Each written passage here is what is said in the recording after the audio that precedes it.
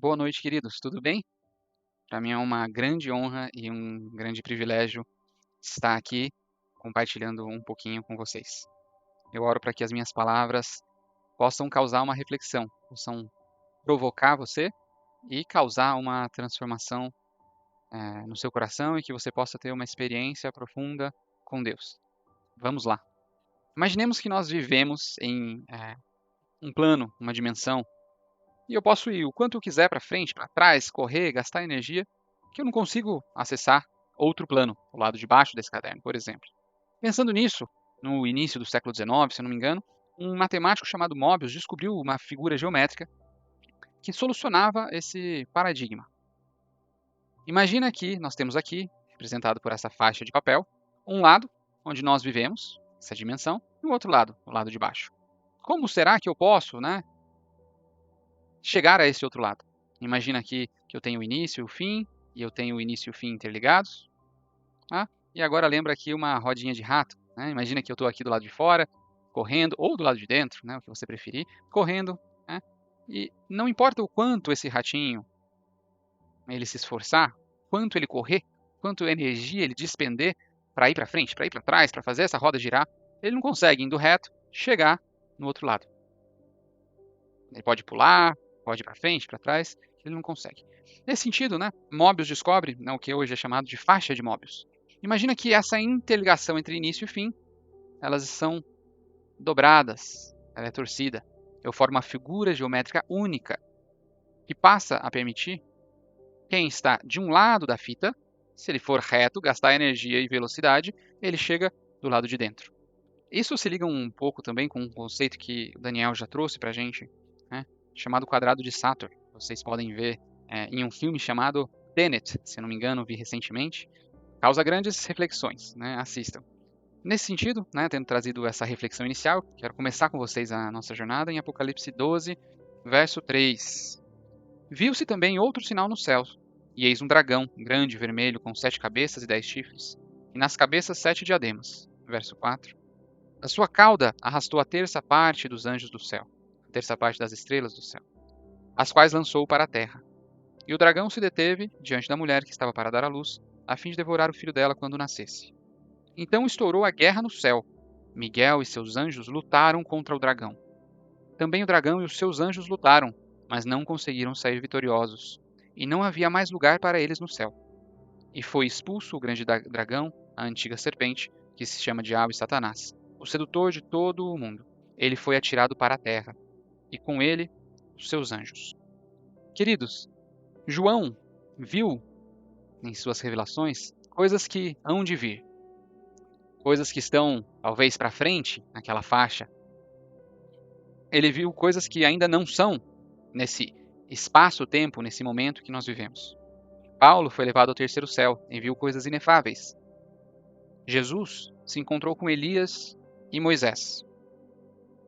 João viu as coisas que hão de vir com detalhes. Viu quem, viu como, viu onde.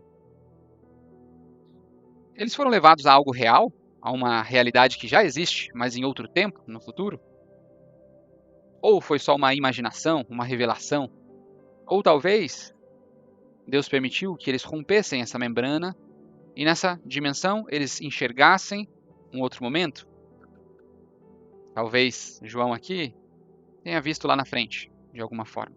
Ou talvez, como alguns físicos que discutem a relação espaço-tempo mencionam, talvez nós tenhamos aqui nessa mesma linha o presente, o passado, o futuro, todas acontecendo de forma alinhada, só que em momentos diferentes, em tempos diferentes?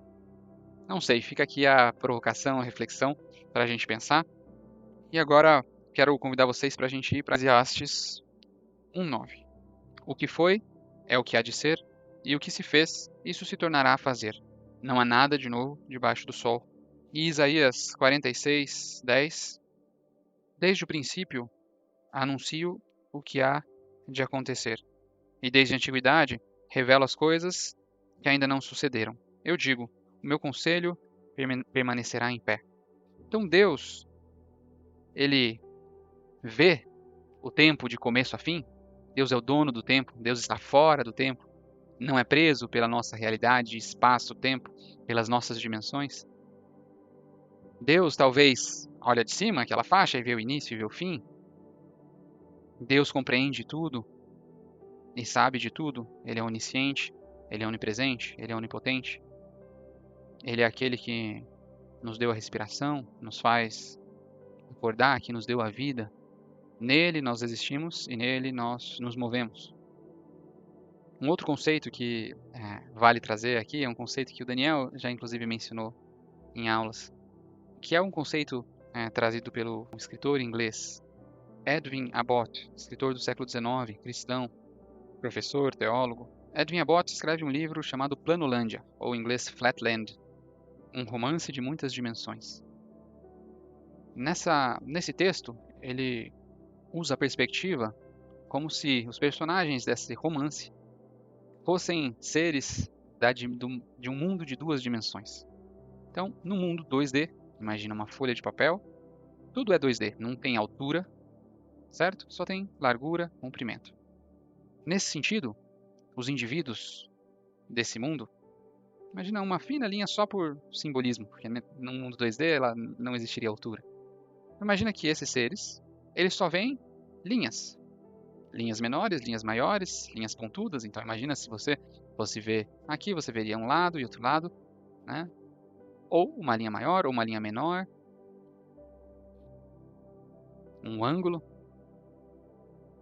Agora imagina que nesse mundo 2D, chega, em algum momento, uma figura tridimensional. Uma figura tridimensional, ela possui altura. Imagina que ela está pairando sobre esse mundo 2D, e como ela é uma figura tridimensional, ela consegue ver por dentro do Senhor Triângulo. Ela consegue ver a casa do Senhor Triângulo. Ela consegue ver os limites do Senhor Triângulo. Mas o Senhor Triângulo não consegue ver ela. Ele só consegue ver reto, uma linha. Imagina que essa figura 3D, ela fale com o Senhor Triângulo. O Senhor Triângulo. E o Senhor Triângulo não vendo nada, se assusta e fala: quem é que está falando comigo? Quem é que está me chamando? E essa figura 3D, em algum momento, resolve tocar o mundo, o plano do Senhor Triângulo. Agora, como eu falei, imagine uma folha de papel e essa figura tocando na folha de papel. O que esse triângulo vai ver? Ele vai ver um único ponto, que é o ponto que tocou o mundo dele. Agora imagina que essa figura 3D, ela se apresenta para o Senhor Triângulo e ela, conforme vai abaixando, a linha que é menor vai aumentando e vai diminuindo. Vai aumentando e vai diminuindo enquanto essa figura passa. E o Senhor Triângulo fica sem entender, fica confuso. É uma figura que não é delimitada, eu não consigo descrever ela. Ela aumenta, ela diminui, ela aparece, ela desaparece. Ela fala comigo, mas eu não enxergo. Para o conhecimento de mundo do Senhor Triângulo, para as limitações da dimensão do Senhor Triângulo, ele não consegue encontrar palavras que descrevam essa experiência. Então, para corroborar com a verdade que esse objeto 3D, o Senhor Cubo, estava trazendo, ele propõe uma viagem ao Senhor Triângulo, pega o Senhor Triângulo e levanta ele da Planolândia. Levanta ele. E começa a voar com ele. E é tão rápido a quantidade de imagens, de linhas que o Senhor Triângulo vê, e ele vai construindo na sua cabeça uma imagem do todo, vai juntando uma linha com a outra e fala: eu vi dentro do meu pai, eu vi dentro da minha casa, eu vi dentro da minha mãe. Ele tem uma elevação e ele consegue então enxergar dentro dessas outras figuras geométricas. Continua comigo, queridos. Satanás e seus anjos então são lançados à terra. Para que eles são lançados? Por que eles são lançados, né? Para quê? Eles são lançados para a terra. E esses anjos caídos veem mulheres belas e a tomam para si. E têm filhos com essas mulheres. E dessas mulheres nascem gigantes, homens de grande renome na antiguidade. Nós temos, por exemplo, para citar o caso do Egito, o Daniel tem mencionado nas nossas aulas, todos vocês viram as aulas anteriores, uma quantidade de relatos de fatos arqueológicos que trazem à tona a existência de gigantes, mas eu trago alguns a mais aqui, relacionados ao Egito. Por exemplo, o faraó Khazekemui, da segunda dinastia, era dito que era um gigante. O faraó Sanakht, da terceira dinastia, sua ossada foi descoberta no início do século XX, achado arqueológico, um artigo científico. Trataram como se fosse um caso, o primeiro caso de gigantismo, né, da humanidade. Temos também relatos de gigantes construindo pirâmides. Exemplo, pirâmide de Gizé. E quem fala isso é Manly Hall, maçom, ocultista, em seu vídeo Atlantis and the Gods of Antiquity, disponível no YouTube, vou compartilhar junto com outros materiais para vocês. Então nós temos exemplos na Bíblia, na arqueologia e na literatura antiga.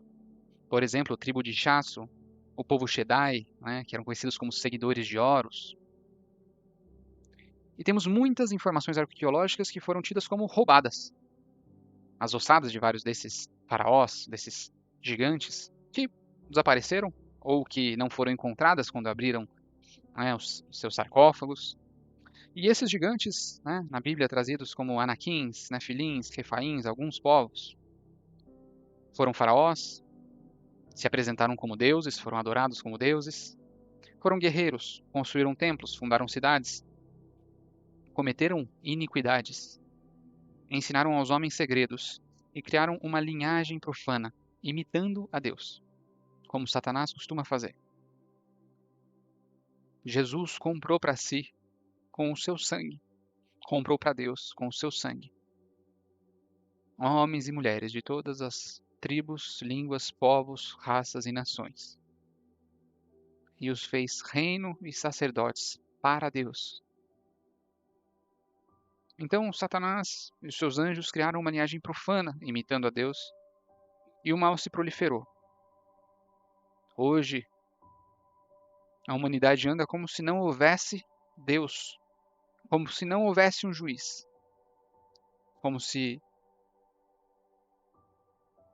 não houvesse um dia de julgamento em que cada palavra, cada ato, cada perversidade, cada injustiça vai ser julgada por Deus. Onde o Senhor da casa, o dono da casa, vai voltar e vai ver se os seus servos foram bons, guardaram a casa, ou se foram servos maus e perversos. Sejamos fiéis. Quero finalizar lendo com vocês Romanos 13, 7 a 14. Paguem a todo o que lhes é devido, a quem tributo, tributo, a quem imposto, imposto, a quem respeito, respeito, a quem honra, honra.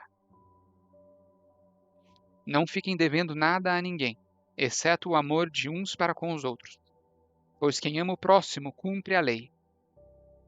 Pois estes mandamentos, não cometa adultério, não mate, não furte, não cobice, e qualquer outro mandamento que houver, todos se resumem nessa palavra: ame o seu próximo como você ama a si mesmo.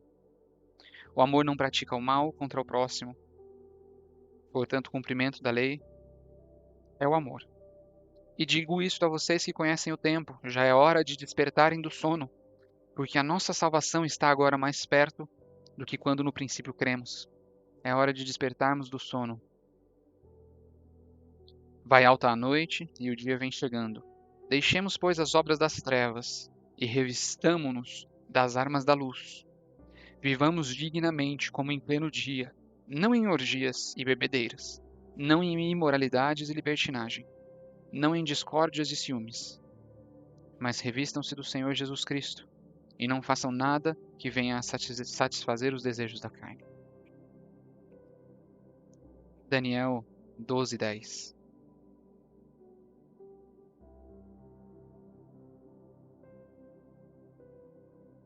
Daniel 12:9. Siga o seu caminho, Daniel, porque estas palavras estão encerradas e seladas até o tempo do fim. Muitos serão purificados, limpos e provados, mas os ímpios continuarão na sua impiedade, e nenhum deles entenderá, mas os sábios entenderão. Isaías 35:8.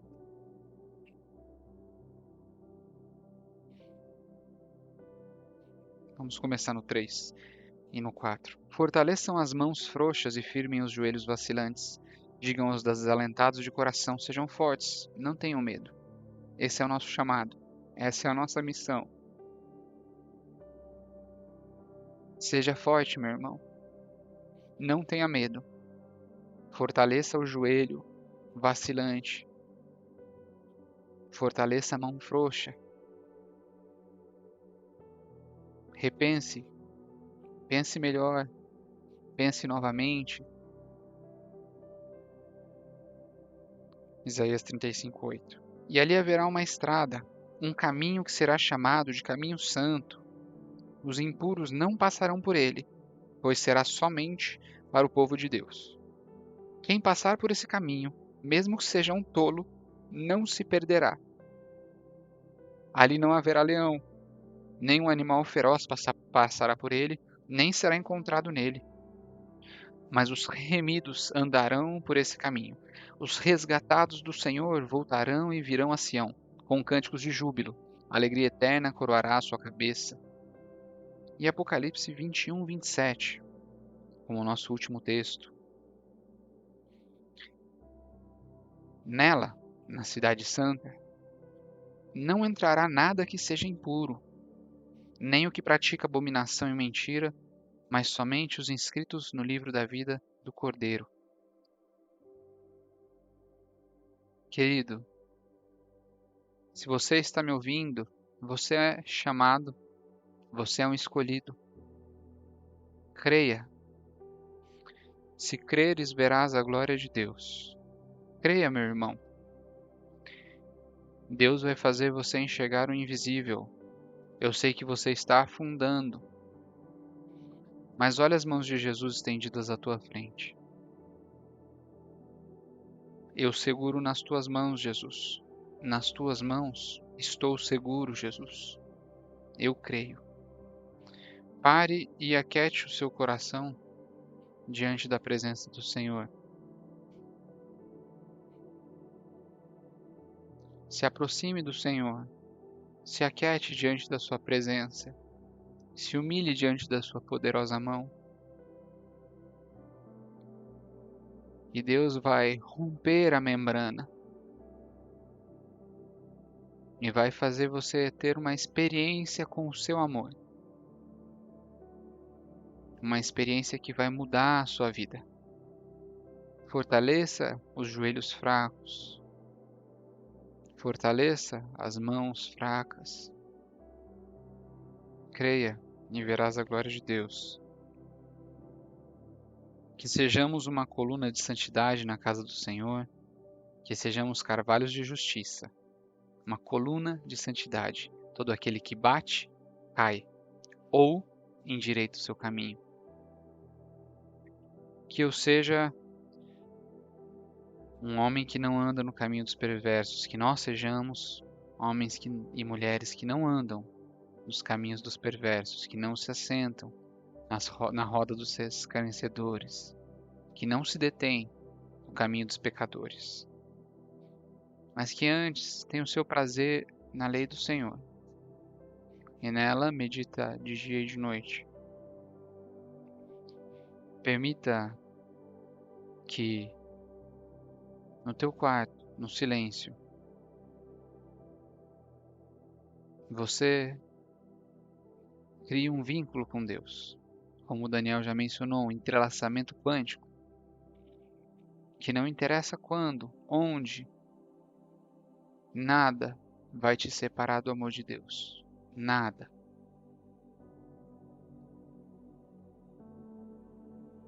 Queridos, que o Senhor tenha misericórdia de nós e que o Senhor nos permita sermos encontrados em pé diante do Filho do Homem na sua vinda. Que Ele cure o nosso coração, que Ele purifique o nosso coração, que Ele limpe o nosso coração. Creia, creia, meu irmão, creia